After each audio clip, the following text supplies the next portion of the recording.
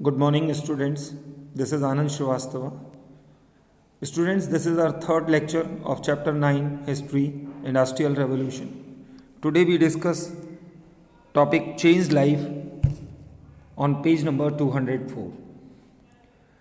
तो बच्चों, हमने पहले ही आपको बताया था कि प्लांटेशन एग्रीकल्चर के इंट्रोड्यूस होने की वजह से वर्ल्ड में एक और स्पेशली यूरोप में एक चेंज आया था। वो ये कि वहाँ के लोगों ने अपनी अपनी फील्ड्स को कवर करना शुरू कर दिया था। उन फील्ड्स पर फेंसिंग करना शुरू कर दी थी, उन पर बैरिकेटिंग्स लगाना शुरू कर दी थी। ये फील्ड्स ओपन होती थी किन के लिए? लैंडलेस लेबर्स के लिए। तो लैंडलेस लेबर यहाँ से काफ़ी सारा सामान उठाती थी। अब लेकिन यहाँ पर एक प्रॉब्लम है। प्रॉब्लम क्या है कि ठीक उसी समय इंडस्ट्रियल रेवोल्यूशन हो रहा है, तो काफ़ी सारे लोग गांव से भागेंगे कहाँ की ओर? शहर की ओर। जैसे मैनचेस्टर है, बर्मिंघम है, इन सब जगहों पर वो लोग रहेंगे। किस काम के लिए? इन इंडस्ट्रीज़ में सर्विसेज पाने के लिए, इन इंडस्ट्रीज़ को रन करने के लिए, और उनके काम के लिए उनके अंदर स्किल्स भी होनी चाहिए, तभी उनको वो काम मिल पाएगा। ठीक है, तो कुछ मायनों में अगर हम देखें तो इंसानों के जीवन पे काफ़ी फ़र्क पड़ा। The number of cities in England, अच्छा इसको आप एक तरह से ऐसे भी देख सकते हैं कि this was the evident in broken families, new addresses, degraded cities and appealing working conditions in factories. The number of cities in England with a population of over 50,000 grew up from 1750 to 29 in 1850. This pace of growth not matched with the provision of adequate housing. तो सारी समस्या क्या है? आप कितने भी लोगों को निमंत्रण देके अपने यहाँ बुला लीजिए, बट उनके रहने खाने पीने की सुविधाएं होनी चाहिए। अब पेज नंबर 205 पर एक नया टॉपिक आपको मिलेगा, वो ये होगा कि द वर्कर्स। तो जब हम वर्कर्स की बात करें तो हमें इस बात पर बहुत गौर करना होगा कि ये जो वर्कर्स हैं ये इन फैक्ट्रियों में काम करने के लिए आए हैं, बट लेकिन ये वर्कर्स वहाँ के ओरिजिनल हैबिटेंट भी हैं और लैंडलेस लेबर भी हैं, या ये वो लोग हैं जिनके पास विलेज के अंदर उतना ज़्यादा पैसा नहीं था तो फिर वो शहरों में आ गए और काम करने लगे। It was 15 years in Birmingham, 17 in Manchester, 21 in Derby. More people died at the younger age in the new industrial cities that in the villages they had come from. Half the children failed to survive beyond the age of 5. अच्छा, अब ये सब आपको पढ़ने को मिल रहा है, तो ये क्यों मिल रहा है? ये इसलिए मिल रहा है कि सर वर्किंग कंडीशंस बहुत ख़राब हैं, सैनिटेशन प्रॉब्लम है, लोग वहाँ रह नहीं पा रहे हैं, एपिडेमिक्स हैं, वाटर पोल्यूशन है, ठीक है, कॉलरा है, टाइफाइड है, इन सारी चीज़ों से, और एयर में पोल्यूशन है जिसकी वजह से लोग वहाँ मर रहे हैं, ट्यूबरक्लोसिस है। अगर आप देखें तो 31,000 people died from outbreak of cholera in 1832। ये सब वहाँ पर बहुत ही ज़्यादा बड़ी मात्रा में हो रहा है। क्यों हो रहा है? क्योंकि लोग अपने गाँवों को छोड़ करके शहर में आ गए हैं और इंडस्ट्रियल रेवोल्यूशन में वर्क कर रहे हैं। दैट मीन्स वहाँ की इंडस्ट्रीज़ के अंदर वर्क कर रहे हैं। Now we talk about the condition of women, children and industrialisation. तो हमें ये समझना होगा कि विलेज में जब ये लोग रहते थे तो फिर क्या था? तो विलेज के अंदर ये था कि मैन डोमिनेटेड सोसाइटी थी, तो वुमेन को लिमिटेड काम करने होते थे। बट लेकिन इंडस्ट्रियल रेवोल्यूशन ने लोगों के लाइफ में कई सारे इंपॉर्टेंट चेंजेस लाए, जिसमें हम देखें तो चिल्ड्रन एंड वोमेन वो भी वर्क करना शुरू कर दिए।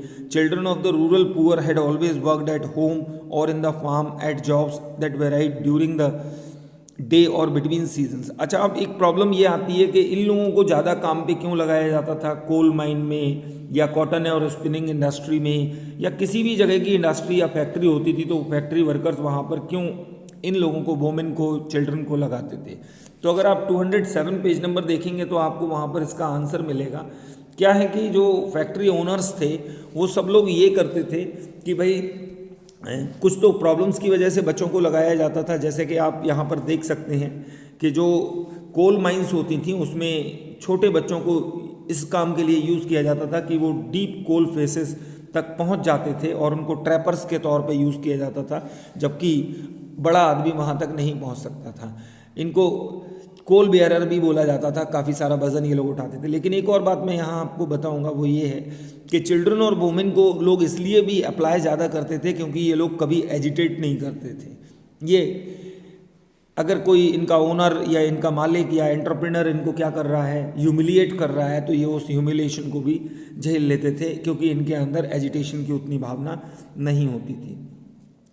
तो आप देख सकते हैं कि यहाँ पर उन्होंने दिया हुआ है कि अगर आप देखें तो 28% व्हेन दे वर अंडर 14, यानी टोटल 28% वर्क वहाँ पर 14 साल की कम उम्र के लोग कर रहे हैं। वुमेन में well have gained increased financial independence and self esteem for their jobs, but this was more than offset of the humiliating terms of work they endured. तो वुमेन को भी इसी तरह से उन्होंने बताया कि काम मिलता था, बट लेकिन उसे अपने काम के अकॉर्डिंग क्या नहीं मिलता था, पैसा नहीं मिलता था।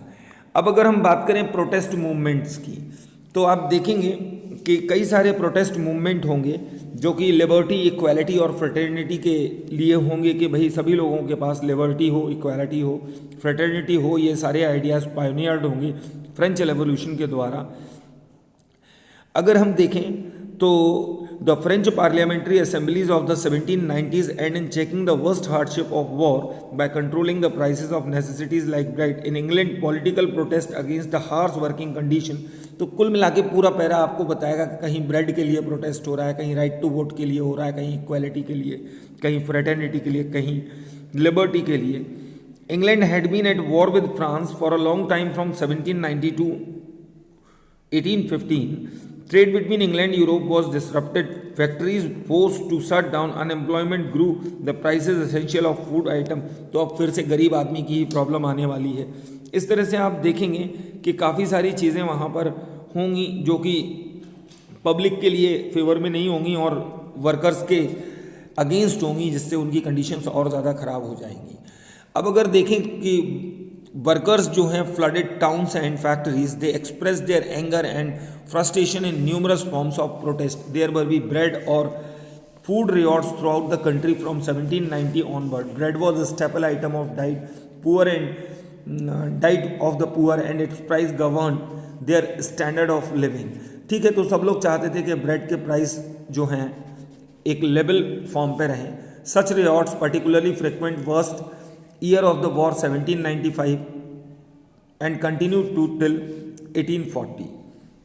तो इस तरह से हम देख सकते हैं कि जो वर्किंग कंडीशंस हैं वहाँ पर वो सभी लोगों की बहुत ज़्यादा ख़राब हैं। लोग मशीनरी के अंदर फंस के मर जाते हैं, लेकिन उनको उतना पैसा नहीं मिलता है। साथ ही साथ लाइफ की कोई कॉस्ट नहीं बची है। वेजेस जो हैं उनके वो भी कम हो गए हैं और जो डिमांड्स हैं उनकी, उनको माना नहीं जा रहा है। ट्रेड यूनियंस एग्जिस्ट कर रही हैं और वो स्ट्राइक्स भी कर रही हैं, बट लेकिन जो उनको डिमांड है मिनिमम वेज का, वो कंट्रोल नहीं हो पा रहा है। तो इस तरह से आप देखें कि इंडस्ट्रियलाइजेशन ने कई सारी समस्याएं पैदा की ह्यूमंस के लिए। अब इसके बाद एक नया टॉपिक आएगा आपके पास, रिफॉर्म्स थ्रू लॉज। तो वो रिफॉर्म थ्रू लॉज आपको 210 पर मिलेगा। आप रिफॉर्म थ्रू लॉज में ये देख सकते हैं कि कई सारे एक्ट बनाए जाएंगे जिससे कि ये तय किया जाएगा कि इतने समय से ज़्यादा यहाँ पर लोग काम नहीं कर सकते हैं। ठीक है, जैसे अगर आप देखें तो उसके अंदर सबसे पहला, laws were passed in 1819 to prohibiting employment of children under the age of 9 in factories and limiting the hours of work those between ages of 9 to 16 to 12 hours a day. लेकिन सवाल ये है कि आप लॉ बनाएंगे, but लेकिन law implement कौन करेगा? जो फैक्ट्री ओनर है, अगर वो उसको इम्प्लीमेंट नहीं होने देगा तो वो कैसे होगा? Finally in 1847 after more than 30 years agitation the 10 hours bill was pass the limited the hours of work for women and young people and secure 10 hour day male worker. आप खुद समझ सकते हैं कि 12 घंटे काम कराया जाता था, अब 10 घंटे काम कराया जाएगा। ये सारे एक्ट टेक्सटाइल इंडस्ट्रीज़ के लिए, माइनिंग इंडस्ट्रीज़ के लिए रहेंगे। माइंस कमीशन 1842 में गवर्नमेंट बना देगी, जो कि माइन वर्कर्स की कंडीशंस को देखेगा कि वहाँ पर किस तरह से वर्क हो रहा है। ठीक है, इसी तरह से माइन क्लैरीज एक्ट बनाया जाएगा, जिसमें चिल्ड्रंस का यूज़ जो ट्रैपर्स के फॉर्म में माइंस में किया जा रहा है उसको बंद कर दिया जाएगा। ठीक है, तो स्टूडेंट इसके बाद एक और टॉपिक है डिबेट ऑफ इंडस्ट्रियलाइजेशन। उसके अंदर ज़्यादा कुछ नहीं है, इसके हमें फेवर में भी इसमें पढ़ने को मिल रहा है और अनफेवर में भी। दो चीज़ें, इंडस्ट्रियल रेवोल्यूशन ने वर्ल्ड का बहुत सारा फेवर किया है, उसने हमें नई नई चीज़ों से इंट्रोड्यूस कराया है, हमारी काफ़ी सारी प्रॉब्लम्स को सॉल्व किया है। साथ ही साथ इंडस्ट्रियल रेवोल्यूशन ने हमें पोल्यूशन दिया है, साथ ही साथ इंडस्ट्रियल रेवोल्यूशन ने हमें लो वेजेस की प्रॉब्लम दी है। इंडस्ट्रियल रेवोल्यूशन ने लोगों के जो कहेंगे हम फ्रेटर्निटी, लिबर्टी और इक्वालिटी के ऊपर भी एक काफ़ी बड़ा अटैक किया हुआ है, जिसकी वजह से लोग इन सारी चीज़ों को अटेन नहीं कर पा रहे हैं, और साथ ही साथ जिन वादों के साथ इंडस्ट्रियल रेवोल्यूशन आया था वो वादे पूरे नहीं कर पा रहा है। इस तरह से हम इसके अंदर देखेंगे। ठीक है students, goodbye, have a nice day.